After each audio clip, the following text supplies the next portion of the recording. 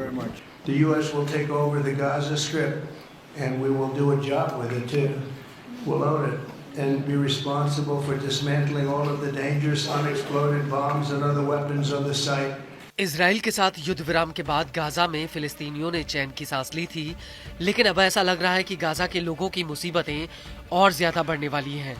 वो इसलिए क्योंकि इजरायली पीएम बेंजामिन नेतन्याहू ने अमेरिकी राष्ट्रपति डोनाल्ड ट्रंप से एक बहुत बड़ी मीटिंग की है और इस मीटिंग के बाद डोनाल्ड ट्रंप ने जो बयान दिया है उसने पूरी दुनिया में खलबली मचा दी है।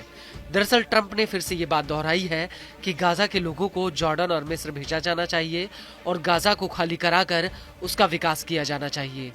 लेकिन ट्रंप ने अपने इसी बयान में एक और बड़ी बात कह दी है, वो ये है कि अब अमेरिका गाजा पर कब्जा करके उसे दोबारा विकसित करेगा। यह बात राष्ट्रपति डोनाल्ड ट्रंप ने खुद कही है। ट्रंप का कहना है कि अमेरिका गाजा पर नियंत्रण करने जा रहा है और वो इसका मालिकाना हक भी अपने पास रखेगा।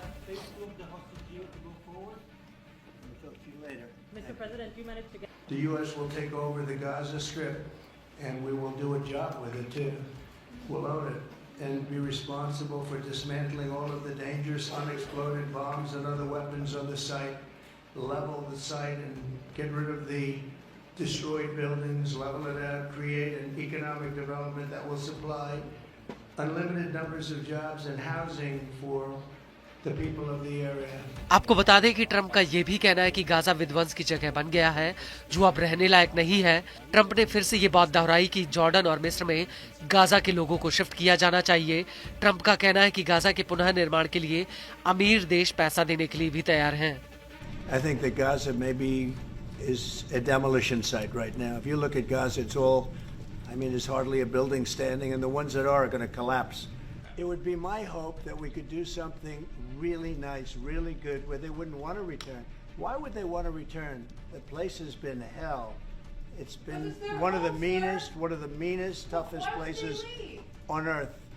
And right now, I've seen every picture from every angle, better than if I were there. And nobody can live there. You can't live there.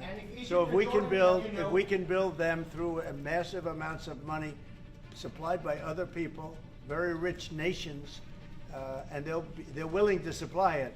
If we can build something for them in one of the countries, and it could be Jordan, it could be Egypt, it could be other countries, and you could build 4 or 5 or 6 areas. It doesn't have to be one area, but you take certain areas and you build really good quality housing, like a beautiful town, like someplace where they can live and not die, because Gaza is a guarantee that they're going to end up dying. The same thing's going to happen again. इस सब के बीच Saudi अरब ने Trump के इस बयान के खिलाफ मोर्चा खोल दिया है। दरअसल ट्रंप चाहते हैं कि इजराइल और सऊदी अरब के रिश्ते सामान्य हो जाएं, लेकिन अब सऊदी अरब ने साफ कह दिया कि वो 2 राज्य के समाधान के पक्ष में है। सऊदी का कहना है कि इजराइल के साथ रिश्ते तब तक सामान्य नहीं होंगे जब तक कि आजाद फिलिस्तीन नहीं बन जाता।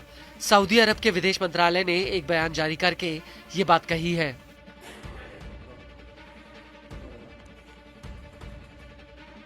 वहीं ऑस्ट्रेलिया के पीएम एंथनी अल्बानीज ने भी साफ कह दिया कि ऑस्ट्रेलिया हमेशा से ही 2 राज्य के समाधान के पक्ष में रहा है।